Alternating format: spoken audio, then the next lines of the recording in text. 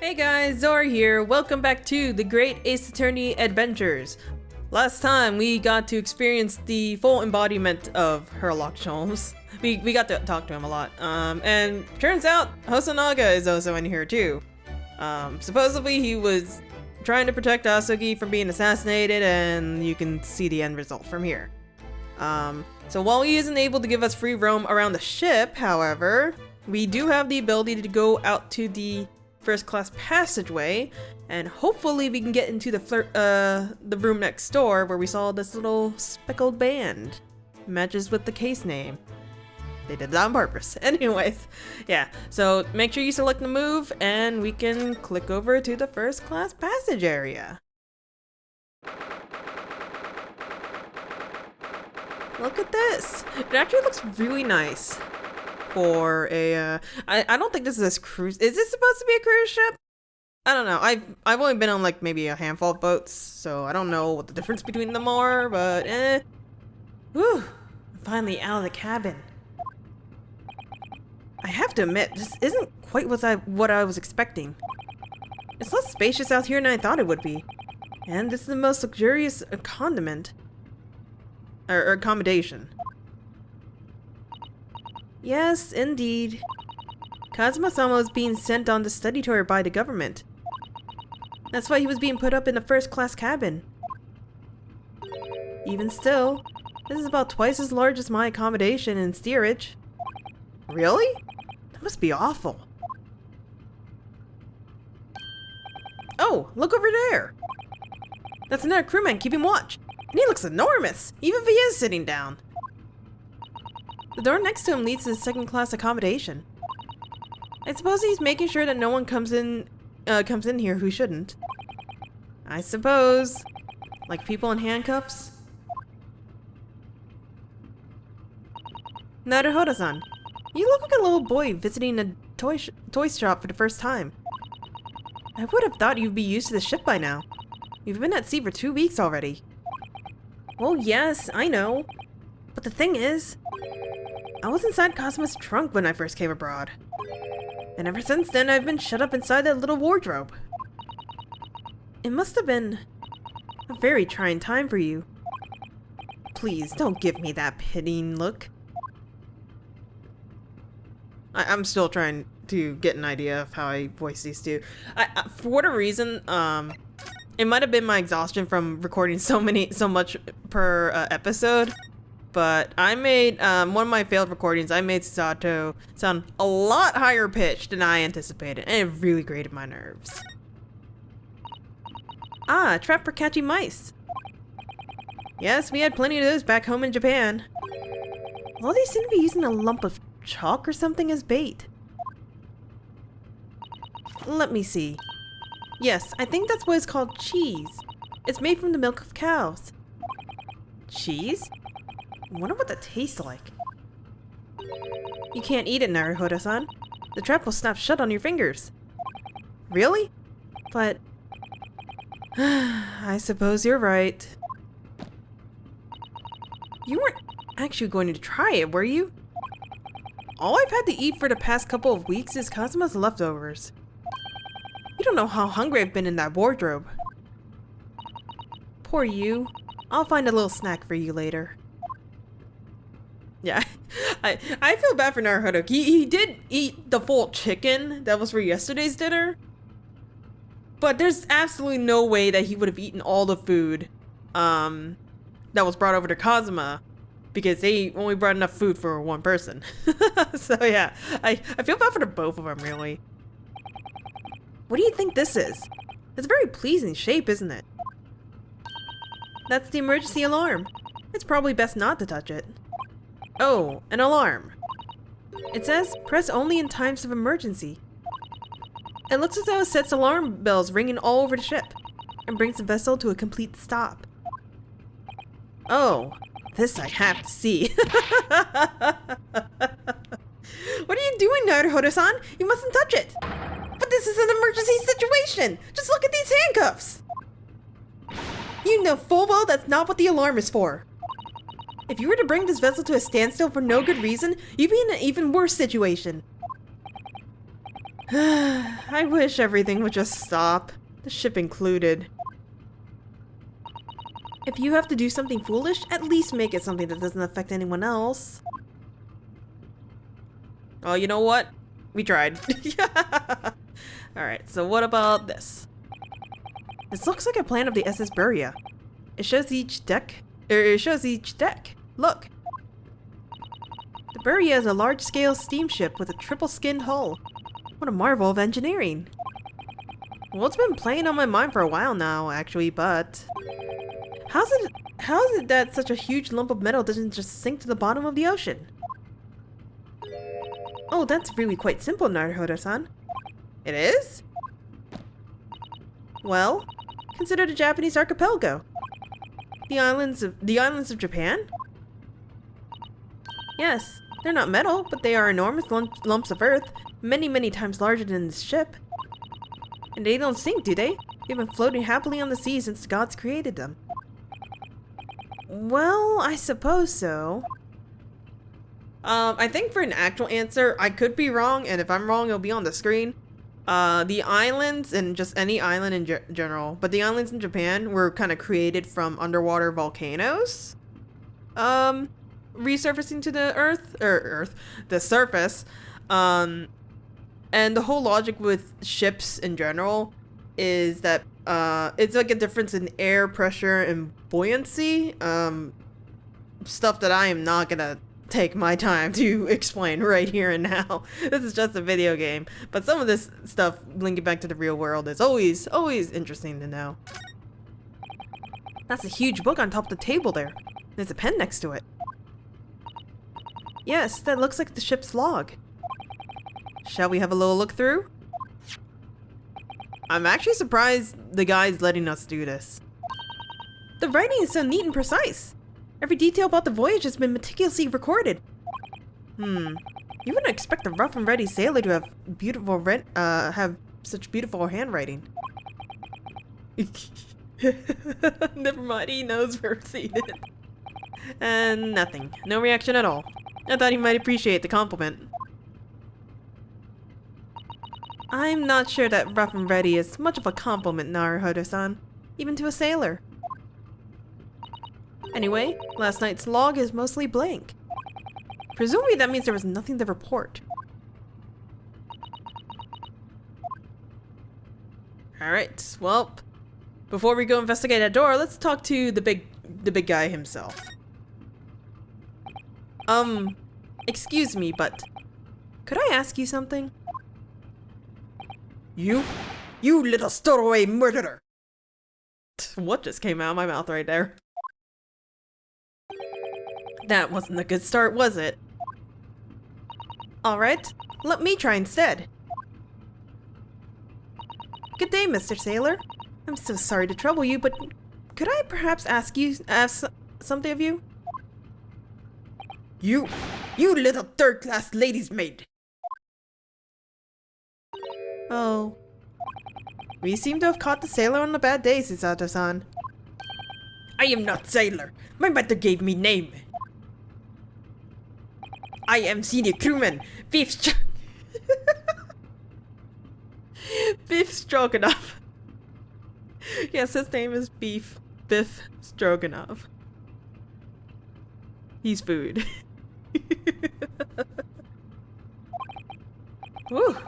The best thing is just avoid eye contact, I think. I can't. It was bound to happen. I actually don't remember what his original name is, but if I find it, it'll be on the screen. Mr. Stroganoff, about this first-class cabin area. Here we are in finest part of Buria's ship. We're very important persons. What sort of very important persons? Government officials, kings and queens traveling in secret. Many important persons. That is why I am always guarding this place. Gosh, that's amazing. But somehow I let stupid stowaway inside. I want to pick you up and throw you in the ocean. But Stroganoff is not animal. Okay, sorry about the cut there. My Switch apparently was not happy with my very bad Russian attempt.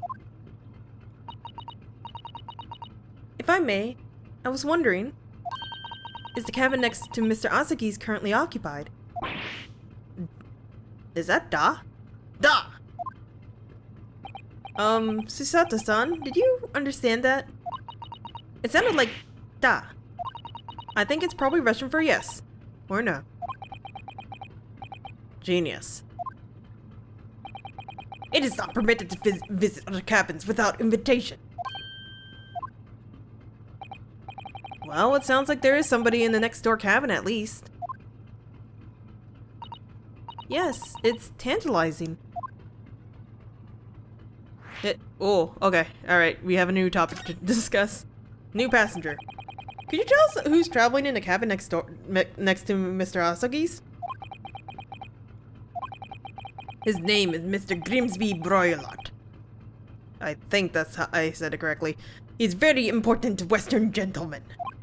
A Western gentleman? Do not think about it. He has nothing to do with the murder of student boy. How can you be so sure about that?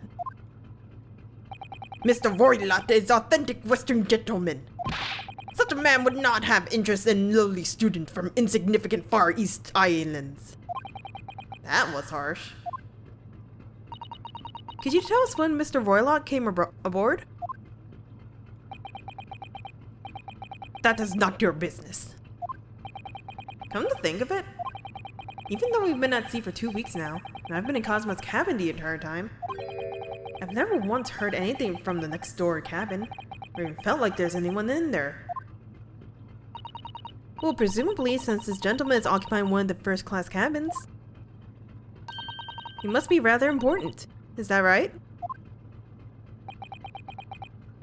That is not your business. Oh, okay. Can you tell us about last night at least?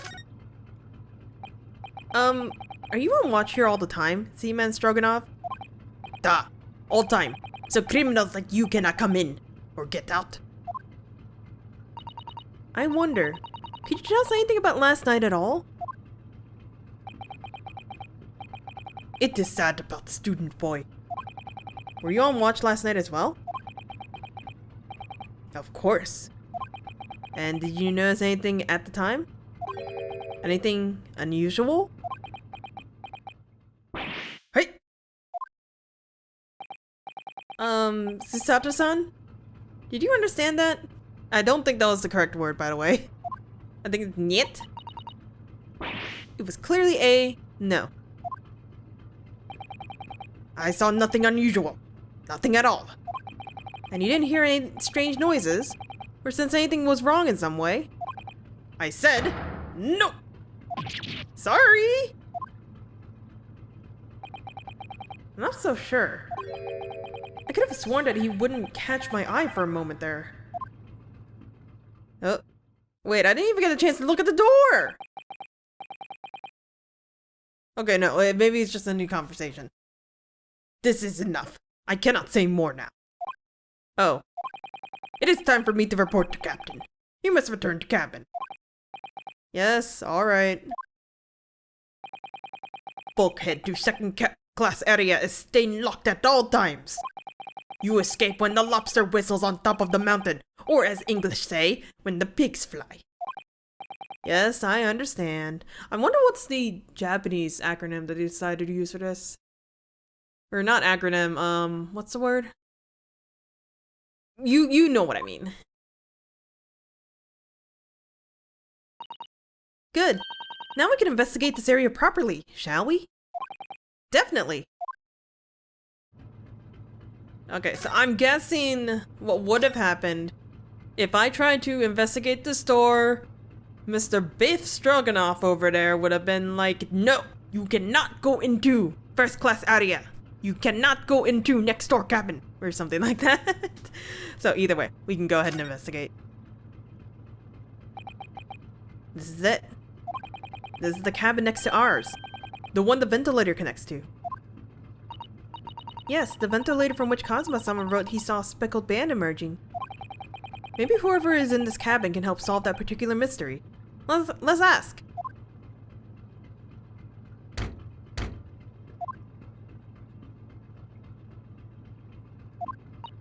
No answer. We're out of luck, it seems. There's no one in there to help with our inquiries. How annoying. What was that? It came from inside the cabin. Such a high-pitched scream. It must have been a woman. Stand aside. I'm about to break the door down. Mr. Sholmes! I shan't be stopped. When the fit is on me, I revel in kicking doors off their hinges. Please, wait, Mr. Sholmes. The door doesn't appear to be bolted. It doesn't? Then how the deuce can I dispatch this muscular urge? What, pray, can I kick? I think we should go in. There's no time to think about stress relief.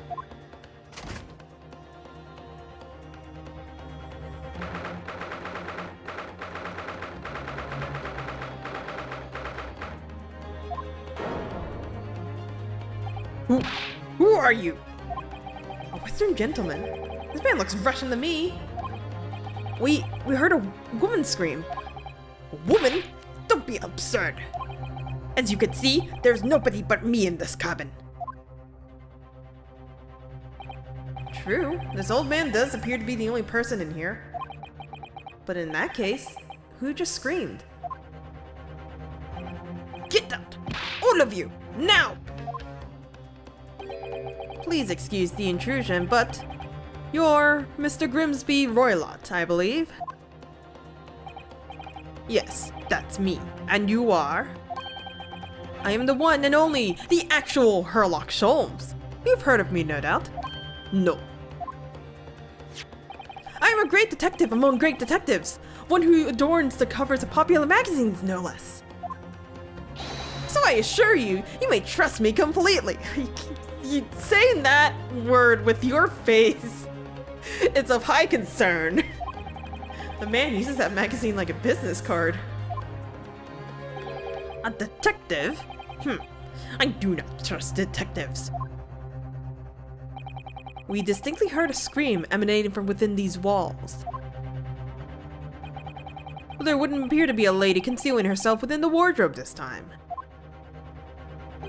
So might I be so bold as to ask you to open that small traveling case? What? Don't be stupid! How could anyone fit in a small trunk like that?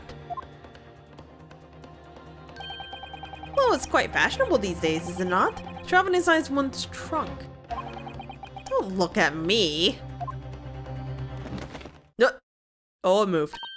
Oh my! Did you see that, Mr. Naruhodo? Yes! The case just shook! Leave!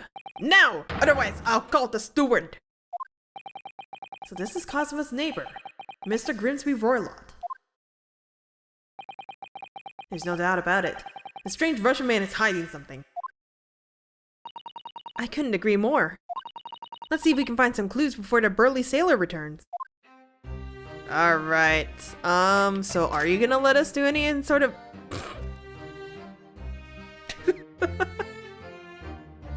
Why? Why are you like this? Why are you like this, Holmes? Or excuse me, Sholmes. Do you have a moment, please, Mr. Sholmes? You need only address me as Sholmes. That's what I just did, isn't it? Well, Mr. Sholmes, what were you doing in there? Why, I was resting, of course. Resting? Indeed. I was contemplating our sea voyage from the confines of the wardrobe whilst waiting. Waiting for the inevitable time that you would need to call my great powers of detection into service. Oh! And it would seem that the hour is upon us now. The time has come. Am I mistaken? Sort of. So, I don't think I was supposed to talk to him right now. If he tried to investigate anything in this cabin or tried to talk to Mr. Roylott, he would have just outright denied us and be like, leave now! You do not belong here! Or some crud like that. So yeah, I accidentally progressed through without meaning to. Whoops! Observe closely. Our Russian host in this cabin, Mr. Roylott, is clearly trying to hide something. And do you know what is the most effective weapon to use against the Russian hiding a secret? Why? The truth, of course. Though it should be pointed that such methods are not exclusively for the Russians. Right. Can you imagine how the Russian will react when the secret he guards so closely is exposed? Would you like to witness it? Oh yes, please! Well then, what you are about to see may well astound you. For I am about to apply my great detective's greatly admired great deduction to the case. I had to read the sentence again to make sure I didn't add in more greats in there.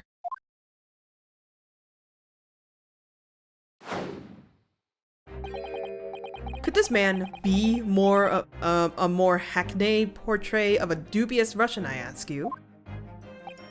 What? From time to time, it occurred to me.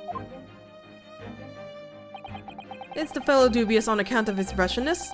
Or Russian on his account of its dubiousness? What? I really don't think either of those should be occurring to you, or anyone. That's right, and Mr. Sholmes. I know this man's beard and dark glasses are hard to ignore, especially on our first meeting, but I once read, it is a capital mistake to theorize before you have all the evidence. It biases the judgment. Shh! I must have complete silence.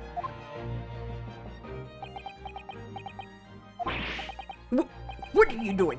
Why are you peering at my face like that? Ah, just as I thought. Yes, I have quite made up my mind now. There can be no other explanation that accommodates all the facts. Mr. Roylott, I have reached two incontrovertible what? Conclusions. What do you mean? Number 1. Your true identity is that of a villain. Using the shears, you're about to end the existence of something most dear. Are you not? Huh. And number 2, the conclusion I've drawn, you are, at this very moment no less, in the midst of committing a most grievous crime. Beneath that beard, your mouth quivers with nervous tension as you realize you have been discovered. He actually looks kind of purple. Does it not? Ah! Oh, Naruhodo-san! I never imagined I would witness one of Mr. Sholmes' great deductions with my own eyes. That was a great deduction? Nothing can deceive Mr. Sholmes. In a single glance, he can deduce all there is to know about a person. What? What an inevitable twaddle! What are these words? Oh yes, I read about it countless times in the adventures of Herlock Sholmes. And now I've experienced this astonishing impact of his great deduction firsthand. This is like a dream come true.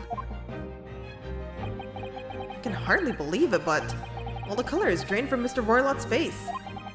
It looks like somehow both of Mr. Sholmes' conclusions were right. How could you? How could I possibly know such things? You wish to say? Very well then. I shall elucidate. I shall explain how it was that I arrived at this pair of conclusions. So do I cordially invite you upon a journey of logical discovery. Let us board the train of reasoning.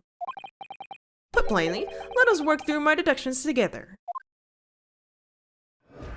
And here it is, the main thing of the Great Ace Attorney series, and I love this part so much. It's so much fun. So, the dubious-looking Russian man, Mr. Roylott. Obviously, what catches the eye in the first place. is the enormous pair of shears in your hand. Now we ask ourselves, what could you possibly want with such an implement? The answer, of course, is staring us in the face. You were on the verge of using those shears to cut away the copious beard you sport. Now, moving on. The question that begs is this. Why would you desire to rid yourself of this magnificent beard, Mr. Roylott? Once again, the answer is plain. We have clear evidence to shed light on the matter. Regard, if you will, this morning's newspaper. In particular, the fascinating front page article. Which, it would appear, you have read also, Mr. Roylott. I'm sure it needs no further clarification. The evidence that reveals their true identity is the article about the revolutionary. In translation, the headline reads, "Revolutionary villain Bolshevik flees Russia via Shanghai." As you cannot fail to observe, the subject of the article possesses an extremely copious beard. Having noted the article yourself, you decided to remove your incriminating facial hair before it gave you away. In short, your true identity is beyond doubt. You are the fearsome Russian revolutionary himself, Villain Bolshevik. Not that I heard of you myself, you understand.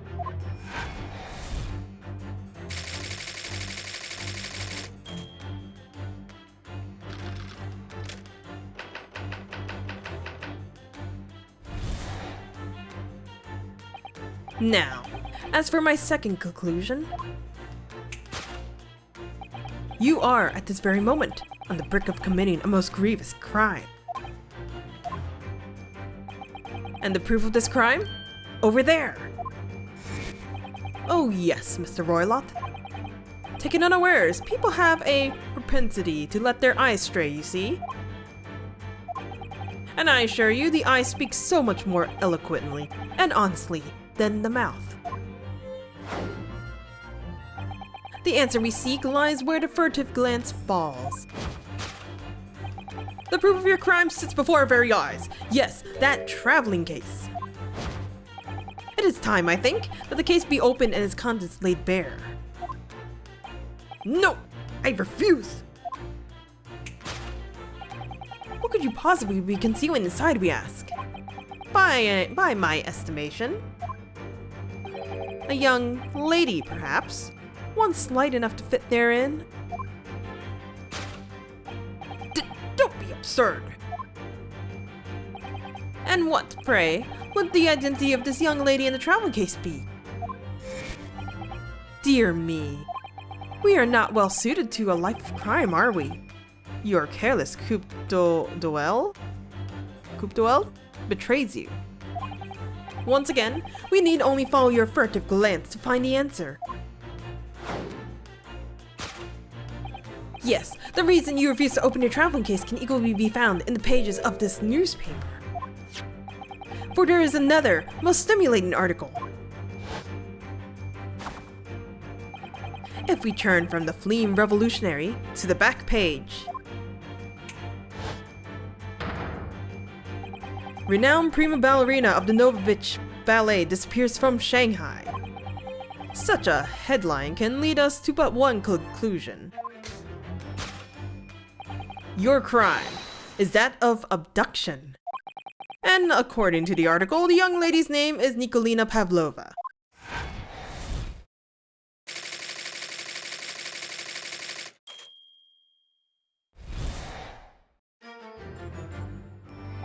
Thus concludes Sherlock Sholmes' great deduction of this Russian enigma.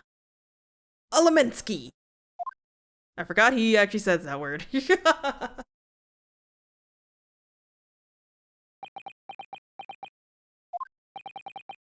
Susato-san. That wasn't one of the great deductions I've been hearing so much about. Was it? Well, the stories are full of Mr. Sholmes' brilliant deductions, you know. But that did seem a little different somehow. Excuse me, Mr. Sholmes. Could you come over here for a moment? Pray, what can I do for you? It's about your deductions. Would you mind? Not at all. Go on. Well, to start with, there's the newspaper article. I think we had the same discussion before, but... These two men look nothing like each other! Ah, yes. I recall our discussion earlier. And at the time, I believe I told you that the man is a revolutionary. Will be able to revolutionize his own appearance. In fairness to Mr. Sholmes, Mr. Royla does look more like this man than you do. That's not the point. And another thing, the part about him abducting the ballerina. Indeed, a truly startling revelation. At first glance, the case would appear too small to accommodate a young woman. Not just at first glance, it is too small. Clearly. You'd be lucky to fit a 5-year-old child in that case, even if you push really hard. Don't do this. Don't abduct children, and do not try to shove children into a trunk. Do not listen to Ryunosuke. I don't suppose the missing ballerina is a 5-year-old child, is she? You mean you don't know? No, the young lady is 15. No, I didn't know. How could I? Well, if she's 15, then that's 10 years worth of her, then 10 years worth of her would be poking out from that case. Some years ago, I read something pertinent, I believe. A troop of men consuming vinegar daily in order to promote a certain lithness in their bodies. What is wrong with me right now? Vinegar? For such sour bunch, it would surely be simplicity itself to contort oneself into the confines of that small case. Oh dear.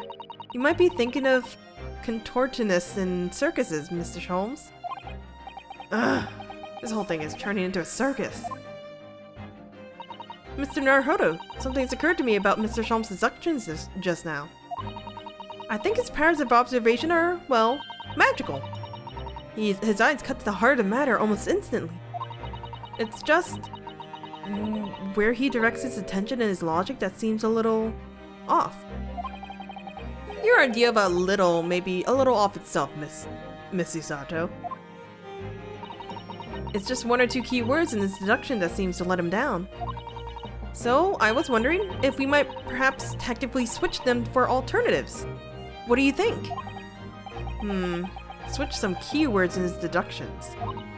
Yes, but very tactfully. I feel sure if we could do that, we'd unlock the true genius of Mr. Sholmes' great deduction. Precisely the thought that was going through my own mind. This man is a lot of work. At times, I wonder how anyone puts up with me. It's not that funny. Ah, and you, my good fellow. Sorry? Take a moment to look at your wrist. My wrist?